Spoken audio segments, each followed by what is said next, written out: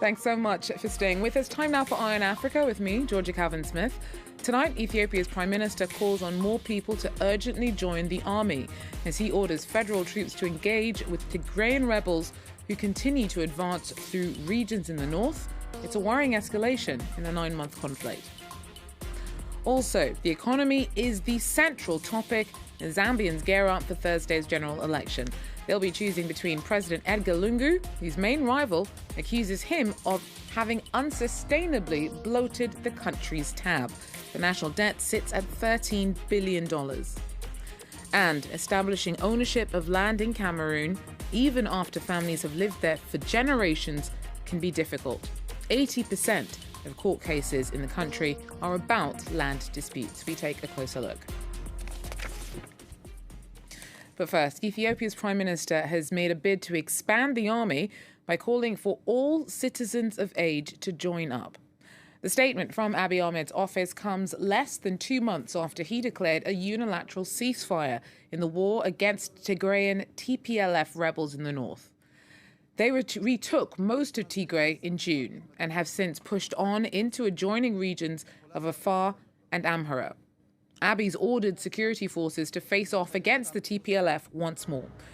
Now, the conflict first began last November when Abiy sent troops into Tigray, and the death toll is already in the thousands. Both sides have been accused of atrocities, and as the fighting drags on, the humanitarian cost mounts, including a risk of famine and growing numbers of displaced Tigrayans and Eritrean refugees.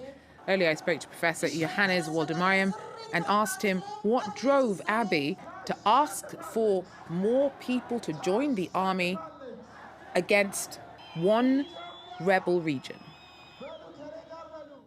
It's kind of ironic because, he was declaring complete victory not too long ago, and that he has liquidated and also, that he was hunting for certain individuals. And now he's talking about a full-scale war. And that's really very ironic because it shows that, the information coming from Addis Ababa cannot be relied on.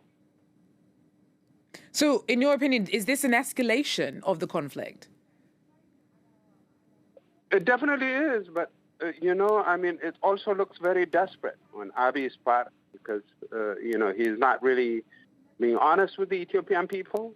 And if he is trying to recruit people, look, for example, in Waldia, people are saying, why isn't the Ethiopian National Defense Forces coming to help them? And he's saying, he wants to recruit people. What is it? Is his ENDF decimated? And so he's looking for, civilians to protect him? Or is it, it's very confusing kind of a situation, whereas the message we hear from Dr. Debretsion Gebremichael of the TPLF, or the Tigrayan Defense Forces, however you want to call it, is very upbeat and very confident about, the prospects ahead, and looking like... On that front, we are seeing the Tigrayans pushing on, despite having achieved their original goal of taking back Tigray. Why didn't they stop when they retook their home region? Or is there still fighting to be done in Tigray? Well, remember, Tigray is landlocked without Walqait and has no international borders. And there is a humanitarian crisis that everybody is talking about, including the United Nations. And so they want to open corridors, they say. But I'm not, saying that the Tigrayans are angels or saints, in terms of the TPLF. No, far from it. But, they are looking for corridors. They're looking for an opening, and they see, that Abiy may be politically and militarily demoralized, and they are trying to take the opportunity to try to capitalize on that. If the Tigrayans have retaken their home region back, why is it still so hard to at least get help to the Eritrean refugees there or any of the communities that are in the midst of a deepening humanitarian crisis? The Eritreans are in a particularly dire situation because they are targeted by Tigrayan militia, the TPLF, the Eritrean government, and Abiy Ahmed. They're being scapegoated for all kinds of political purposes and political goals, and they are the most vulnerable and the least publicized. That's what's going on with the Eritreans. Well, Zambian President Edgar Lungu faces off against his main rival, Hakainde Hichilema, on Thursday. The election comes after the country's worst economic performance in decades. Lungu's been pushing investment in infrastructure under his leadership as a plus, but with the national debt at $13 billion and more than half the population living in poverty, the opposition says that his borrowing is unsustainable. Our correspondents tell us more. This gleaming new terminal for Lusaka's airport was inaugurated just 3 days before the presidential election. A state-of-the-art complex capable of accommodating 4 million travelers and costing almost $400 million. President Lungu is very proud of it. This is why we deserve to remain in office, because we've done much more than what some people of Zambia expected us to do. This airport was built with a loan from China. Zambia is now the #1 destination for Chinese investments in Africa. These companies in Zambia have created so far more than 50,000 local jobs. The opposition criticizes infrastructure projects that have cost the country more than $13 billion. A World Bank report also shows that roads in Zambia cost twice as much as elsewhere. Lusaka is today unable to meet its debt.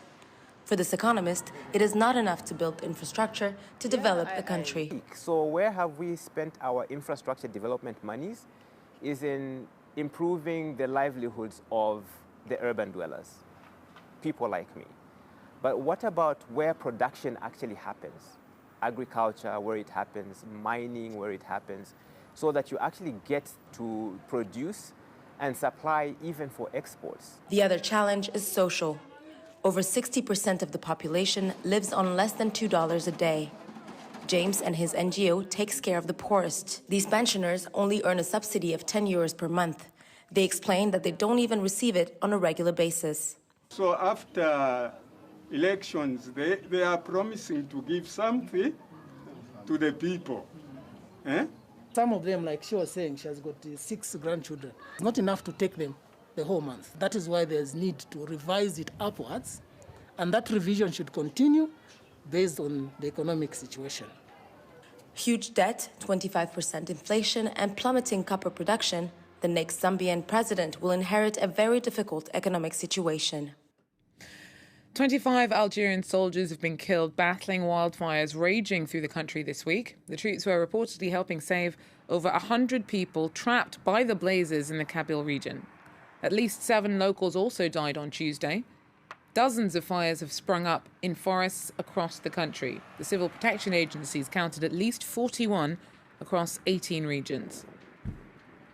And Ghana's in for a refund of around €1.6 million from a firm in the UAE that failed to supply enough COVID vaccines by the agreed date. 3.4 million doses of Russia's Sputnik V vaccine was supposed to be delivered by the end of June, but by the end of last month, only around 20,000 had been supplied. The question of from whom vaccines are being sourced is particularly sensitive in Ghana at the moment, as a parliamentary committee has flagged possible breaches in the procurement process. Now, establishing ownership of land in Cameroon, even after families have lived there for generations, can be difficult. 80% of court cases in the country are about land disputes. Often, it's authorities forcing people out because they can't produce the right paperwork. Our correspondents report. About 500 families used to live in this part of Douala. Now their homes lie in ruins.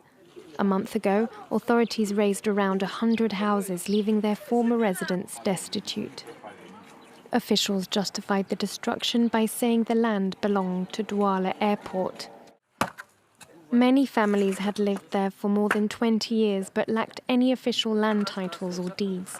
Bernard was amongst those made homeless overnight. We went to meet the government, but they turned us away, and the next day they came to throw us out brutally. I've been here for over 23 years. About 80% of legal disputes in Cameroon are about land. Séverin Bongo spent 13 years in court after his uncles threw him and his family out of their homes and seized their house after his grandfather died. There were 5 plots in all. The family council minutes gave this house to my mother and allotted the other land to my uncles, who had already sold the land. My mother therefore went to court for the approval. But in reality, it was not easy. The steps were complicated. Trafficking in false land titles, judicial corruption and opaque inheritance laws all contribute to the high number of land disputes. You know, land issues are very delicate issues. Regularly, people kill themselves. If things continue this way, it could all blow up or implode. About 85% of Cameroon's land is held informally, and owners are increasingly insecure. Land laws are being updated, but progress has been slow and uncoordinated. Well, that's it for now for Eye on Africa. Thanks for joining us, and do so again if you can. Till then, take care.